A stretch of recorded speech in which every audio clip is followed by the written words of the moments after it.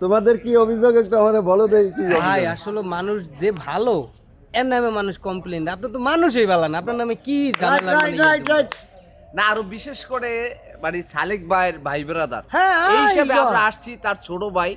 হ্যাঁ। আমাদের সাথে যেই আচরণ করা হয়েছে এটা মানুষের সাথে করে। আরো আমি জানাতে চাই, অত্যন্ত দুঃখের বিষয়, তার মোবাইল ভালো দেখে সে টাকা দিয়ে চায় যে আমাদের টাকা দেওয়া লাগবে ছবি তুলতে হলে। এক একটা ছবি পার পিস 20 টাকা চায়। 20 টাকা চাচ্ছে। এই আর ক্যামেরার একটা ডিএসএলআর এর সাথে 10 টাকা। I dislike. হ্যাঁ, নো এটা মানতে পারি না। আমি জাতিকে জানাই এই ধরনের লোক কিভাবে এই কাজ করে। হ্যাঁ হ্যাঁ আমরা এটার বিচার চাই। মানে দাড়ি টুপি হইলেই ভালো হয় না মানে।